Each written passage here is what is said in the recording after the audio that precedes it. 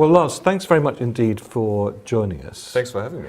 TrueFit is a really, really interesting example of a highly innovative company using massive big data, using artificial intelligence. At the World Retail Congress, the last few days, it's been impossible to go to any session without some reference to artificial intelligence, big data. Indeed. So I thought it'd be really interesting if you could just describe for us the concept of TrueFit, and then we'll talk a little bit about how it works. Sounds good, yeah, sounds good. Yeah, so at TrueFit we are trying to solve a very specific problem for a very specific industry. So we are a data platform for the fashion industry that connects the garment, the product, a fashion product, an apparel product to the right user, right, at the right time. So it's really about finding the right fit, the right product for the right user in fashion retail with I would say three main insights, three main advantages. I think number one of the biggest challenges in fashion retail is high return rates. And this is mainly because of a product doesn't fit or the person doesn't like it, they don't like the style, and we can significantly reduce that.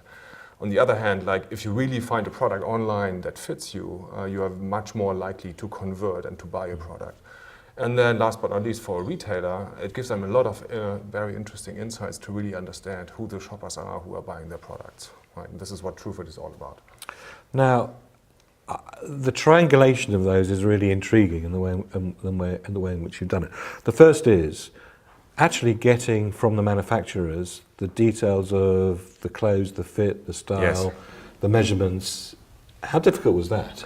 Yeah, it's interesting. We actually, I was in Boston, our headquarters last week, and I joined the company just recently, and I had a conversation about this. How difficult was it to get the garment specification data down to the foot last of certain shoes? Because in a sense, Yeah. that's proprietary to the. It's proprietary data, and this is and you know what? It's a little bit like you need to find the first big retailer, the first big fashion brand who's willing to give the data, and we had some good historical relationships with some of the brands, and then they started to submit us the spec data.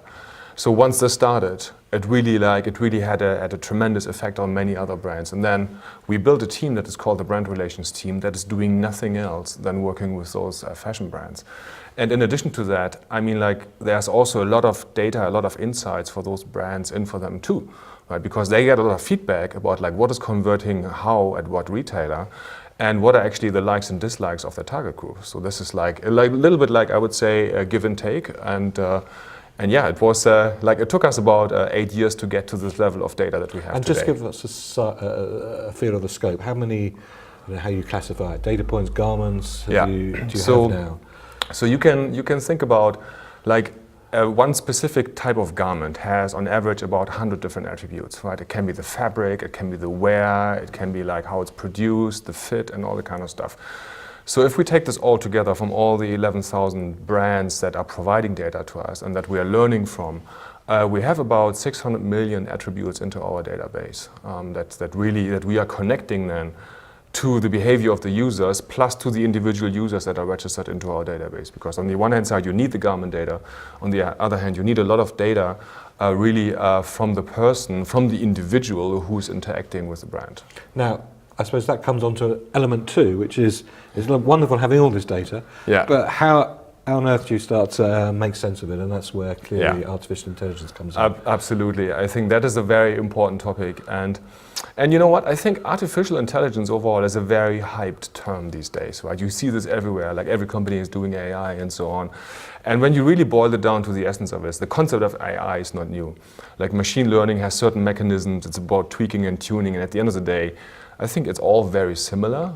What we truly believe in is the quality of data that comes into play here. So we have a lot of data scientists from Harvard, from MIT, because we are in Boston.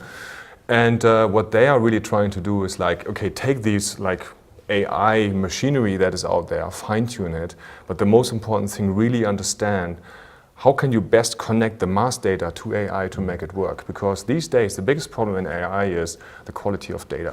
You get a lot of generic data and all these other products out there, they rely on a lot of generic data and also average data that we were talking about. And it's really about the specifics of an individual data set that you can connect to a user. And this is what we are working on.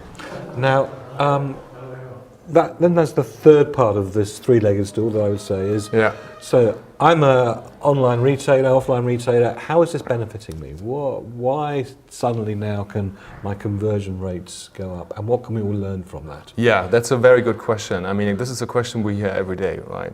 And when we go to a new customer, what we usually do, we calculate a return on investment potentially for them, right? So we have a lot of data ourselves, like about the transactions and returns data. So we usually have, like, on average, like, you have retailers that have like an ROI of about 8 to 10 or even above 10 of their investment. But I mean, the key point really is, when you recommend the right product in the right size, in the right style, it's not only about size, it's also about style, to the right individual. So what happens? The person is much more likely to buy the product and stick with the brand, like the retailer or the fashion brand. I think this is really the number one thing that we actually thought about. Oh, sorry. And what happened next is really, it had a tremendous impact on size and style-related returns. So you can actually reduce your return rate. That is really when people submit their returns, it's usually mainly it's about style or size. And that is because they can relate the fit to the fit that they like the best to that particular garment. Exactly, to that particular garment. And it's also about style. Is it really something they like? Because fit is something very personal, very individual. You either like a loose fit or is more skinny fit. And with that, you can reduce the return rate for on average 30 to 50%. And that really is the difference between making money and not making money. Yes, definitely. And this is the biggest impacting factor for retailers in particular that operate on relatively low margins, right? Looking to the future then, where is this concept technology going to go to? Yeah, we've been talking a lot. We've been thinking a lot about this, and we just got through our Series C funding. It was another $60 million US. So what are we going to do with that? So we think this kind of particular data we have, you can infuse every kind of interaction with that kind of data. So it starts on top of the funnel with advertising. Right now, there's so much irrelevant advertising for fashion out there because you click on a product, you go to the site, not available in your size and style. Terrible, right? So you can do this with banners, you can do this with emails or whatever. So you can also infuse the customer profile via APIs, for example, to the CRM system in the store, right? So that you really learn more about the person. What are their likes, dislikes, brand affinities, and so on. And so what this really means is TrueFit is really enhancing the data platform that we are saying, okay, we are the connecting tissue between the user, the company, and all these technologies out there. Because what all these technologies are lacking is the right set of data, especially in fashions, because it is not normalized. There's no standard. That's the reason why we think we will play a very crucial role in normalizing that data and creating the standard for that. And this will make advertising more relevant and user interaction more relevant. Well, an exciting future. You've certainly got a lot of money to make it work. Lars, thanks very much indeed for joining us. Thank you very much for the time. Thanks.